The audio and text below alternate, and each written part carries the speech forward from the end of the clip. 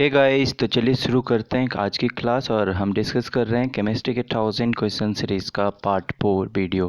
तो चलिए question start करते हैं। स्टार्ट करने से पहले जिन लोगों ने हमारे इस यूट्यूब चैनल पाठक अड्डा को सब्सक्राइब नहीं किया, सब्सक्राइब कर लीजिए, साथ में बेल आइकन को भी दबा लीजिए ताकि हर नोटिफिकेशन आपको मिल जाए। चलिए शुरू करते हैं क्वेश्चन नंबर 46 से। क्वेश्चन है, for determination of the age of which among the following is carbon dating method use. Means carbon dating method किस चीज़ के एज को डिटरमाइन करने के लिए किया जाता है। ऑप्शन है हमारे पास fossils, rocks, trees, A and B both. तो इसका जो राइट आंसर होगा सबसे पहले वो बता दूं, फॉसिल और रॉक इसका राइट आंसर है। फॉसिल और रॉक का ही एज डिटरमाइन करने के लिए कार्बन डेटिंग मेथड को यूज़ किया जाता है। अब कार्बन डेटिंग मेथड की बात आई तो जैसा कि कल बताए थे कि इसमें कौन सा आइसोटॉप यूज होता है, तो इसमें C14 आइसोटॉप यूज़ किया जाता है। इसलिए इस मेथड को क्या कहते हैं, C14 डेटिंग मेथड भी कहते हैं और कार्बन डेटिंग मेथड भी कहते हैं। ये बेसिकली क्या होता है कि इसमें डिटरमाइन किया जाता है किसी भी ऑब्जेक्ट के एज को जो कि बहुत ज़्यादा पुराना हो, नियर अबाउट 50,000 से 60,000 साल पुराना। तो चलिए, ये बेसिकली ऑर्गेनिक मटेरियल और इनऑर्गेनिक मटेरियल के एज को क्या करता है, डिटरमाइन करता है। बट मोस्टली केस में ऑर्गेनिक मटेरियल का एज डिटरमाइन किया जाता है। अब इसमें देखिए कार्बन के 3 आइसोटॉप्स होते हैं, जिसमें C6 और उसके जो मास नंबर 14 वाला आइसोटॉप है उसका यूज़ किया जाता है स्टेटिंग मेथड में। ये बेसिकली C14 मास नंबर वाला आइसोटॉप अनस्टेबल आइसोटॉप है और ये वीकली रेडियो एक्टिव होता है। वहीं पे जो C612 और C613 वाला आइसोटॉप स्टेबल आइसोटॉप है, इसका डेटिंग में कोई यूज़ नहीं किया जाता है। चलिए नेक्स्ट क्वेश्चन पे चलते हैं।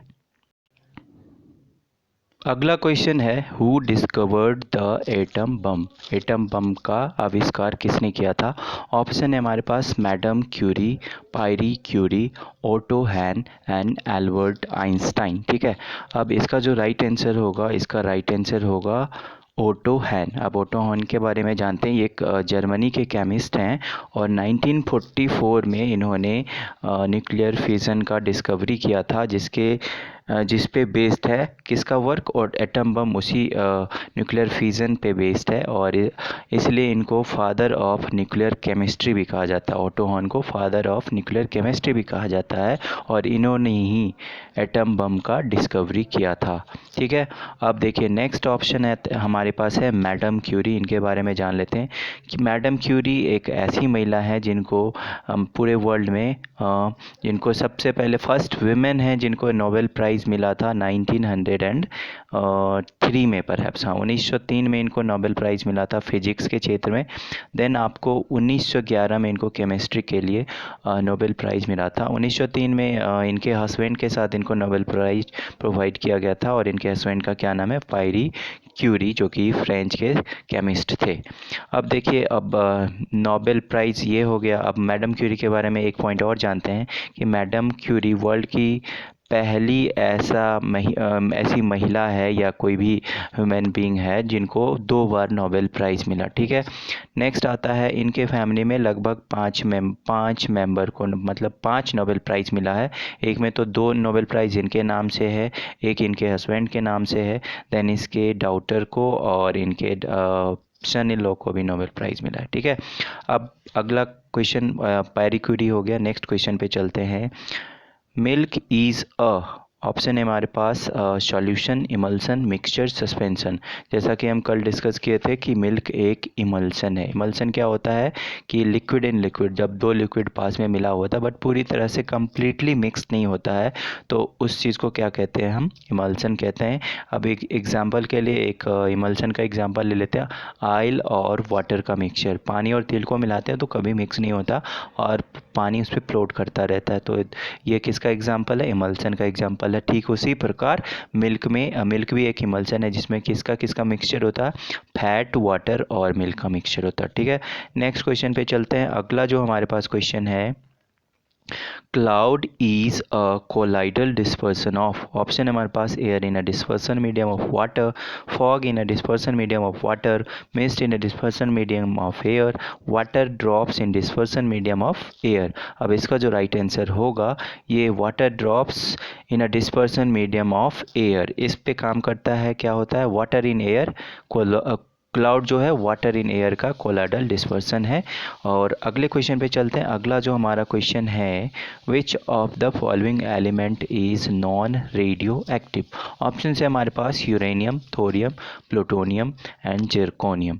अब देखिए इसमें नॉन रेडियो एक्टिव एलिमेंट हमको बोल रहा है ढूंढने के लिए, तो इसका जो राइट आंसर होगा जिरकोनियम, जो कि नॉन रेडियो एक्टिव एलिमेंट है।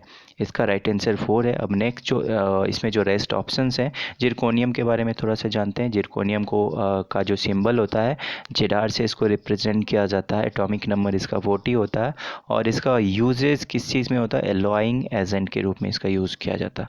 वहीं पे प्लूटोनियम है, इसका 94 एटॉमिक नंबर है और ये एक्टिनाइड सीरीज से लिया गया एक मेटल है। देन थोरियम एंड यूरेनियम जो है वो ये क्या है? ये एक रेडियो एक्टिव एलिमेंट है और इसका यूरेनियम के बारे में हम कल भी पढ़े थे कि ये न्यूक्लियर फ्यूल के रूप में वर्क करता है और इसको किस चीज़ से डिनोट किया जाता है?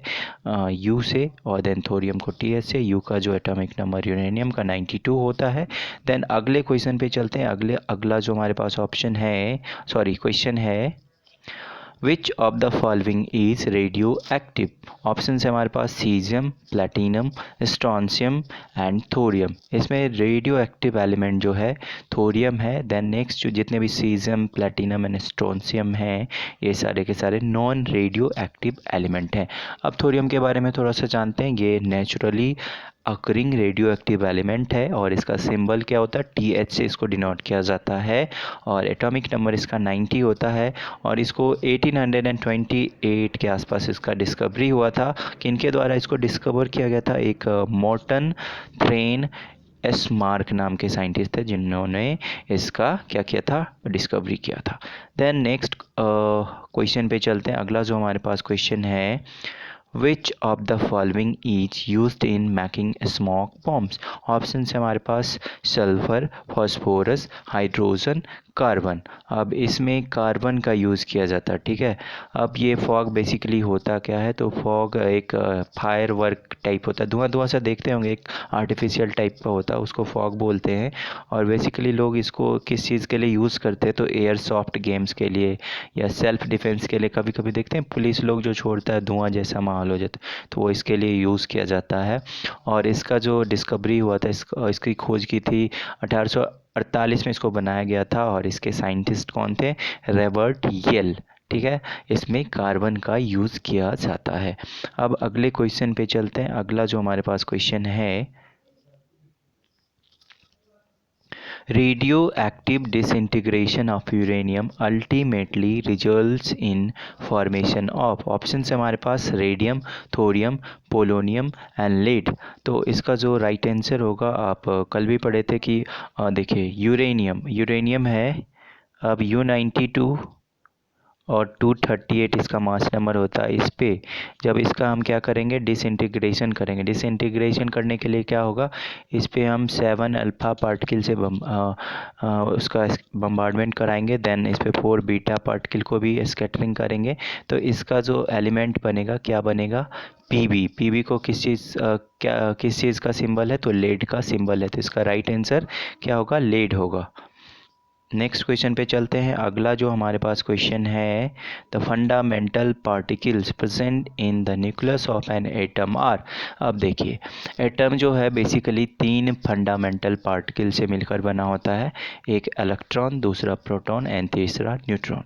अब देखिए इलेक्ट्रॉन जो है वो न्यूक्लियस के चारों तरफ जो सेल और सब सेल होता है उसमें राउंड करता रहता है इक्वल वेलोसिटी के साथ। जैसा वेलोसिटी का डिमांड उस टाइप के वेलोसिटी के साथ वो सब सेल या सेल में मूव करते रहता है और उसका जो चार्ज होता है वो नेगेटिव चार्ज होता है। और न्यूक्लियस के अंदर 2 पार्टिकल होते हैं बेसिकली, वो कौन से होते हैं? एक तो प्रोटॉन होता है, दूसरा न्यूट्रॉन होता है।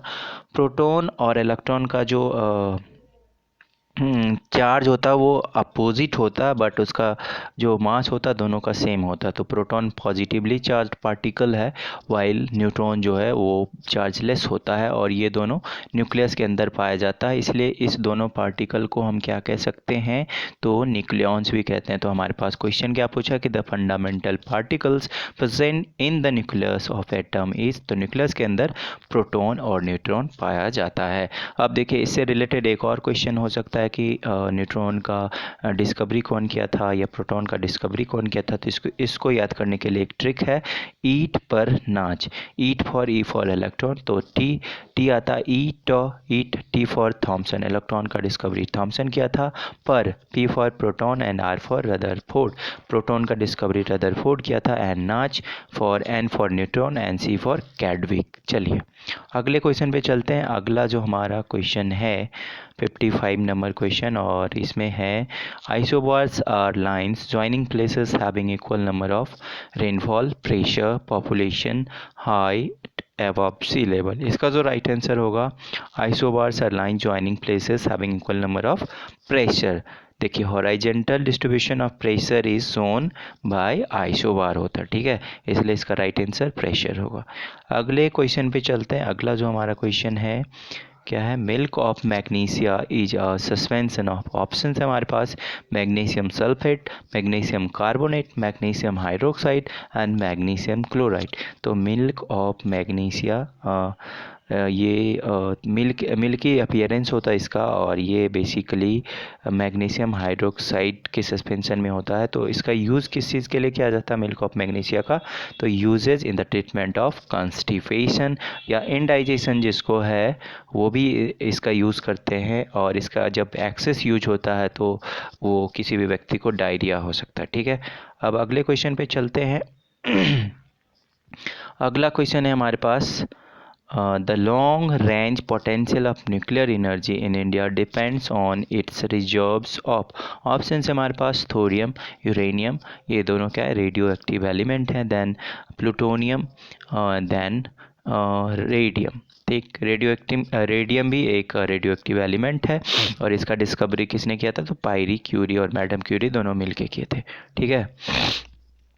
तो कल भी हम जैसा कि पढ़ाए थे कि यूरेनियम जो है इसका मेन फ्यूल ऑफ क्या है, न्यूक्लियर रिएक्टर, और लार्ज रेंज में यूरेनियम ही पाया जाता है। इसका जो एटॉमिक नंबर क्या होता है 92 होता है, और इसके दो आइसोटॉप्स भी हैं, एक 235 एंड 238, ठीक है। इसका यूज़ किया जाता है न्यूक्लियर फ्यूल के रूप में, और जिससे क्या होता है इलेक्ट्रिसिटी जनरेट होता है। नेक्स्ट क्वेश्चन पे चलते हैं। अगला क्वेश्चन हमारे पास है, nucleus of an atom consist of, जैसा कि अभी हम तुरंत बताए थे और ये क्वेश्चन रिपीट हो गया, उसके लिए सॉरी। न्यूक्लियस एट किसी भी एटम तीन फंडामेंटल पार्टिकल से मिलकर बना होता है, इलेक्ट्रॉन, प्रोटॉन और न्यूट्रॉन। इलेक्ट्रॉन जो है न्यूक्लियस के चारों तरफ मूव करती रहती है। सपोज ये एक एटम है और इसके सेंटर में क्या है, ये न्यूक्लियस हो गया, और इसमें ये मूव करते रहता है इलेक्ट्रॉन। देन उसके न्यूक्लियस के अंदर दो पार्टिकल होते हैं, एक प्रोटॉन और दूसरा न्यूट्रॉन। प्रोटॉन जो पॉजिटिवली चार्ज होता है, न्यूट्रॉन निगेटिवली चार्ज होता है। देन इलेक्ट्रॉन भी न्यूट्रॉन चार्जलेस होता है और इलेक्ट्रॉन निगेटिवली चार्ज होता है, जो कि सब सेल में मूव करते रहता है। अगले क्वेश्चन पे चलते हैं। अगला जो हमारा क्वेश्चन है, सॉरी इसका आंसर बता दें, प्रोटॉन और न्यूट्रॉन इसका राइट आंसर होगा। अगला क्वेश्चन है हमारा 59 क्वेश्चन क्या है, when there are two electrons in the same orbital they have, option है same spin, opposite spin, same और अपोजिट स्पिन, नो स्पिन। तो इसका जो राइट आंसर होगा कि जब किसी भी ऑर्बिटल में दो इलेक्ट्रॉन होगा, उसका जो स्पिन होगा वो क्या होगा, अपोजिट स्पिन में होगा। देखिए इसको समझने के लिए मुझे डायग्राम का हेल्प लेना पड़ेगा, तो चलिए देखते हैं कैसे बनता है ये डायग्राम। सॉरी, देखिए सपोज देखिए इसके लिए हमको एक एग्जांपल लेना होगा। क्वांटम नंबर का आप लोग नाम सुने होंगे।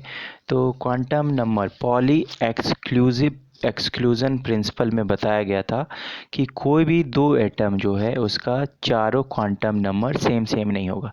अब सबसे पहले देखिए क्वांटम नंबर चार टाइप का होता है। कौन सा होता है? एक प्रिंसिपल क्वांटम नंबर होता है, एजिमुथल क्वांटम नंबर होता है, मैग्नेटिक क्वांटम नंबर होता है, देन स्पिन क्वांटम नंबर होता है। तो अब इतने अंदर से क्वेश्चन पूछा कि स्पिन क्वांटम नंबर के बारे में पूछा, तो कोई भी एटम हो, जो दो एटम हो, उसका सारा का सारा क्वांटम नंबर एक नहीं हो सकता। ठीक, मतलब पहले का तीन अगर सेम हो भी जाए तो उसका स्पिन क्वांटम नंबर डिफरेंट होगा। अब देखिए सपोज इसको मैं एक एग्जांपल लेके समझ सकता हूँ कि कोई एग्जांपल ले लेते हैं। सपोज 2p6 कोई है, इसमें हमको 2p6 का क्या निकालना है? क्वांटम नंबर निकालना है। तो इसका n l m और s से डिनोट किया जाता है क्वांटम नंबर को। तो n का जो वैल्यू होता है, ये जो 2 है, ये 2 क्या क्या रिप्रेजेंट करता है? Principal quantum number. वहीं पे p जो है सबसेल इसको l से डिनोट किया जाता है, और इसका p नंबर पे है तो s का क्या होता है? 0 होता है, और p का 1 होता है, तो l का वैल्यू 1 हो जाएगा। अब वहीं पे मैग्नेटिक क्वांटम नंबर का बात आता है, तो देखिए हम 6 लिए थे ना, तो क्या होता है कि ये p है, p ऑर्बिटल इसमें 3 होता है, तो बीच वाले को हम 0 से डिनोट करते हैं, और ये +1 हो गया, ये -1 हो गया। अब यहाँ पे 2p6 था, तो एक स्पिन ऊपर गया, फिर ये ऊपर गया, फिर नीचे गया, इसको भर लिए। फिर अब ये नीचे करके फिर कलर चेंज करते हैं और बताते हैं। देखिए अब इसमें एक इस टाइप का स्पिन होगा, फिर इस टाइप का स्पिन होगा, फिर इस टाइप का स्पिन होगा। तो देखिए अपोजिटली स्पिन है ना, तो क्वेश्चन इतने अंदर से पूछा जाता है कि क्या क्वेश्चन है? When there are two electrons in the same orbital they have opposite spin. समझ गए? ये स्पिन क्वांटम नंबर का एक क्वेश्चन था। अगले क्वेश्चन पे चलते हैं। अगला क्वेश्चन है हमारे पास, the atomic number of carbon is 6 and its atomic mass is 12। Means carbon है जिसका एटॉमिक नंबर क्या है? 6, और इसका मास नंबर क्या है? 12। अब इसमें क्या पूछता है मेरे से? How many protons are present in the nucleus. मेरे से इसमें नंबर ऑफ प्रोटॉन पूछ रहा है। तो कल हम एक फार्मूला बताए थे। क्या बताए थे? कि ए किसको रिप्रेजेंट करता है? मास नंबर को। ए बराबर क्या होता है? Z + n। अब मेरे से क्या पूछ रहा? मेरे से न्यूट्रॉन पूछ रहा है। तो देखिए, नहीं सॉरी, प्रोटॉन पूछ रहा है। तो देखिए ए का वैल्यू क्या है? इसमें गलत है, इसमें न्यूट्रॉन पूछना चाहिए। ठीक है, तो देखिए इसमें क्या हो गया? एटॉमिक नंबर को किससे रिप्रेजेंट करते हैं? इसका एटॉमिक नंबर 6 था, और ये टोटल मास नंबर 12 हो गया। तो इसका वैल्यू निकालने के लिए 12 - 6 कर देंगे, तो इसका जो राइट आंसर होगा 6। तो चलिए आज का वीडियो आपको पसंद आया होगा, और पसंद आए तो ज़रूर अपने फ्रेंड्स के साथ शेयर कीजिए, साथ में लाइक कर दीजिए। और जो भी प्रॉब्लम हो या किसी भी क्वेश्चन को समझने में दिक्कत हुआ हो तो उसको नोट करके मेरे को मैसेज कीजिए, ताकि मैं उसका सही से रिस्पॉन्ड कर सकूं। और बने रहिए हमारे इस यूट्यूब चैनल पाठक सड्डा के साथ।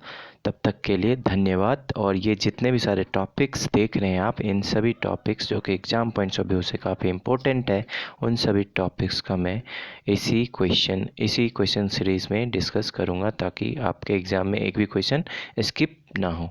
तो चलिए बने रहिए, और मिलते हैं अपने अगले वीडियो में। धन्यवाद।